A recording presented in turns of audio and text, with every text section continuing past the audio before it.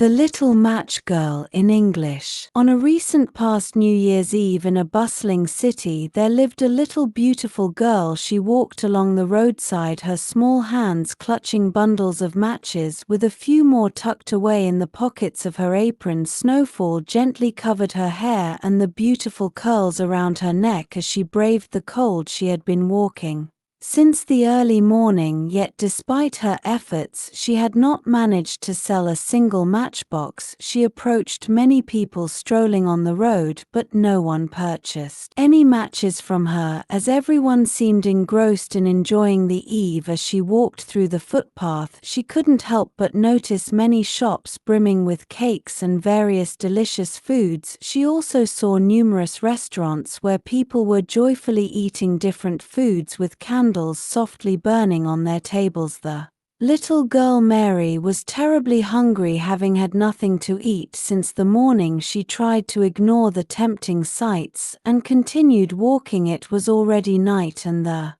cold was intensely piercing, causing her to shiver uncontrollably. She found it difficult to walk properly because she was barefoot. Earlier in the day, while she was at home sitting beside her ill grandmother, a poignant conversation had taken place. Her grandmother had softly asked Mary, "Would you please go out today to sell the matches?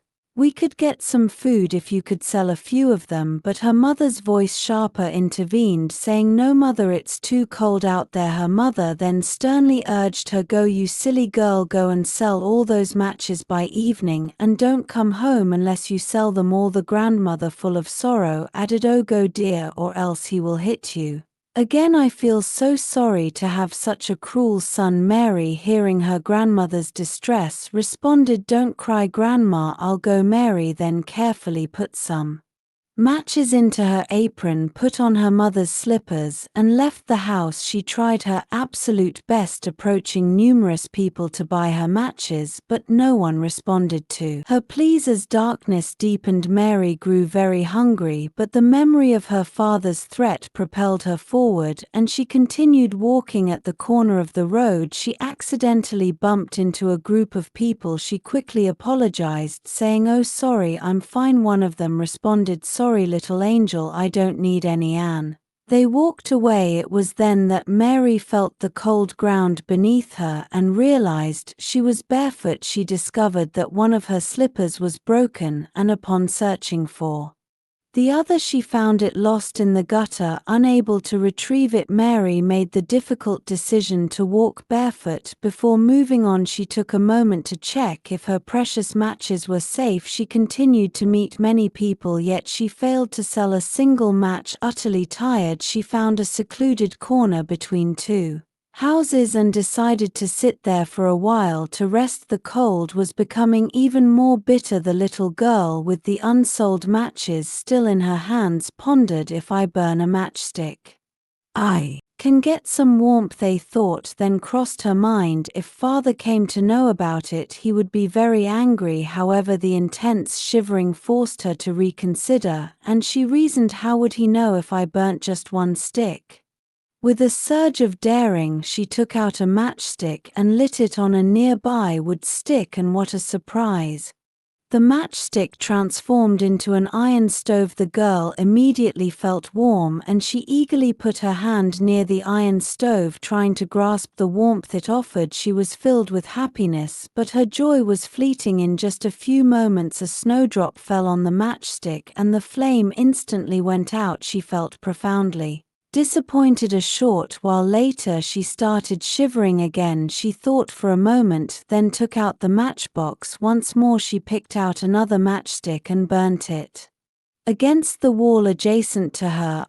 To her astonishment, the wall turned transparent. She could now see right through the wall into a house that was incredibly beautiful and decorated. There was a warm fire and abundant light from many burning candles. The family living inside was enjoying their food. Mary could see ample food and cakes laid out on the dining table, where the family members were chatting and discussing something. Gathered around the table, Mary's eyes fixed on a roasted goose placed On a plate on the table, all of a sudden the goose began to stare directly at Mary, surprising her again. The very next moment she saw the goose moving towards her. As she was terribly hungry, she felt a surge of happiness seeing the goose approach. The goose came close to the transparent wall. Mary was just about to insert her hand through the wall to hold the goose when precisely at that moment the flame of the matchstick went off and everything vanished at once. There was no transparent wall anymore. Mary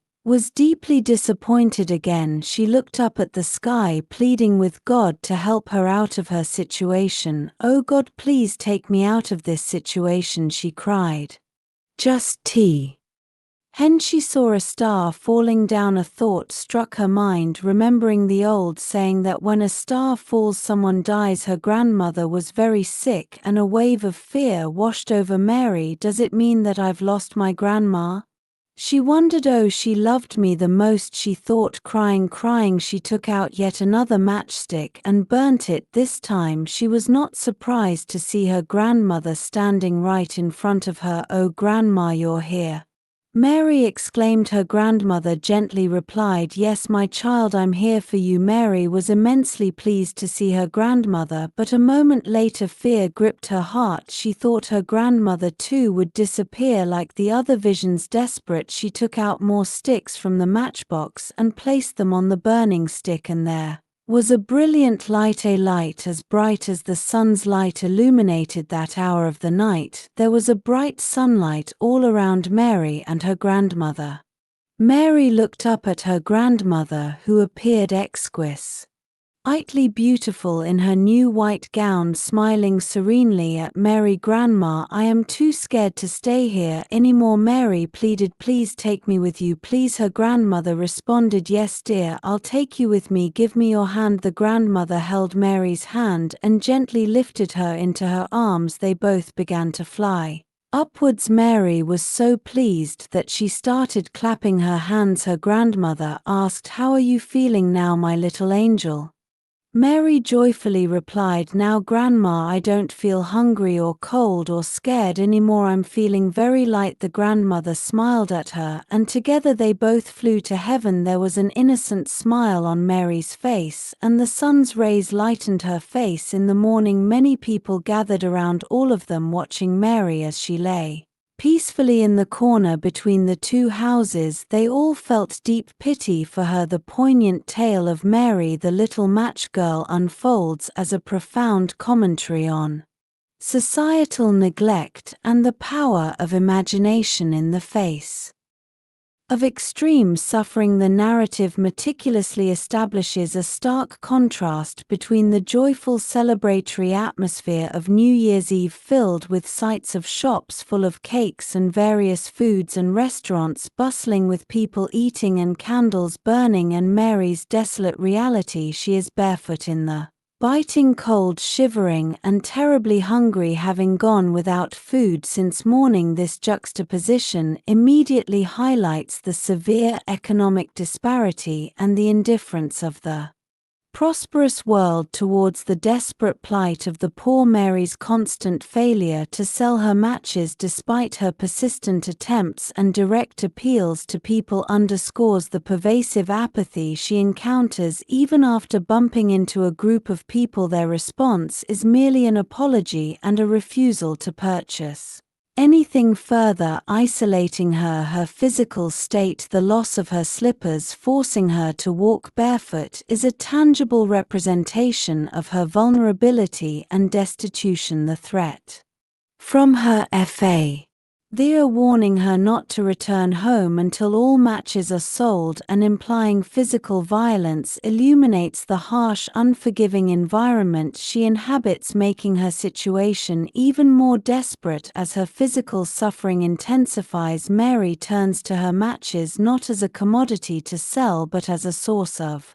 fleeting comfort and escape. Each matchstick meant for economic survival instead becomes a conduit for hallucinatory visions, illustrating her deep-seated unmet needs and desires. The first match brings forth an iron stove providing temporary warmth that quickly vanishes with the flame. This vision directly reflects her desperate need for warmth in the bitter cold. The subsequent disappointment she feels when the warmth disappears mirrors the fleeting nature of hope in her life. The second match transports her to a lavish domestic scene, a beautiful, well-decorated house with a family feasting on ample food and cakes, including a roasted goose. This vision is a direct manifestation of her acute who Inga and her profound longing for nourishment and belonging. The surreal moment when the goose appears to come towards her emphasizes the intensity of her hunger and her almost tangible desire to reach for sustenance. The abrupt disappearance of this vision, like the first, plunges her back into the harsh reality of her cold,